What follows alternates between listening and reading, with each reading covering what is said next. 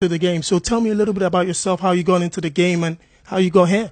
Well, it all started for me like when I was 11 years old. It started in church for me. I've always been a church boy. Like I go to church like every Sunday, weekdays. Bad guy. Yeah, bad guy still. So then, I just didn't like the choir. I never wanted to be a part of the choir because number one, my voice was too loud. So like I had issues. Like whenever I sing with an high pitch. So like it was too loud. And then I liked rap. So I just didn't want to do the old church thing, as in you sing like regular choir guy and everything. So I just called like a couple of my friends then in church, like three of us. So you guys should come together, man. Let's like come together and form a group called Glorious Five. That was like a long time ago. So we started it then. We dropped an album in church. Then that's when I made my first thousands. I made like 10,000 naira off that thing, and that was big money for me. Big money. So after that I met OJB. When I met OJB, he allowed me to come to the studio more often. Like I used to just go stick around. I was just that kid around. I watched Two Face record Grass to Grace. Wow. I watched Sounds of Time record his album then Jack Bajantis. I watched a lot of them record like most of their biggest hits. So I was just always in the studio. Anytime someone is singing, I'd be like, yeah, I can do this better. And I talk to OGB like, let me do it. So just chill. Like for a year, I was always going to the studio and I never recorded one song. Wow. Then after that time, then he gave me an opportunity to record one song. Then he gave me the reason why he didn't allow me to record. He said, in order to make me be better, because when you have that hunger to record, you just keep getting better. You go like, why doesn't this guy want me to record? You just keep having stuff in your head. That's why I'm actually kind of good with freestyles now, because all the stuff I used to write, I had them in my head.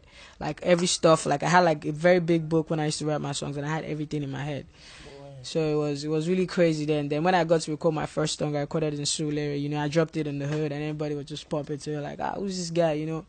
But then it was because if you're not old enough and you can't talk for yourself, they wouldn't respect you. The respect alone, So nobody respected me then, and I was young, and most of my friends were older than I was. So like all my friends were older than I was. So it was hard for me breaking into the industry. I met Nato C when I was 15. Wow.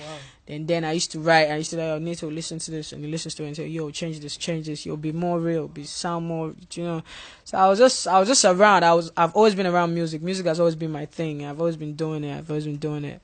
Then later on, I met my manager Osage like a couple of years ago, like 5 years ago actually. Wow. Yeah, I met her 5 years ago. Then we just started working since then. Then after that, stuff just started happening. MI came to Lagos. He just came then, and we just met and we just became friends. And after that time, my manager had an accident. So I was really bad. I felt really bad. I was down, and she was the only thing I had then. So I was scared, like, oh, if anything what's happens gonna to happen? babe, like there's nothing I can do with my music. Then one Sunday, I just went to MI's house, and I went to drop off something for him, and he was like, yo, Weezy, man, I have this beat, listen to it. And he just played me the beat, and I was like, I listened to like 10 seconds, and I was like, yo, give me the mic. I just did it, and I just did it freestyle, and I just left. And before I knew it dropped the album, and everybody was like, yo, they like this song. If you don't talk money, I'm not on show. Like, I forgot. I did that thing in like 2 seconds. Why you guys, I didn't know it was going to be that big. Then in school, people started knowing who Wizkid was. And, attention just started coming to me and stuff. So I started doing my thing, man.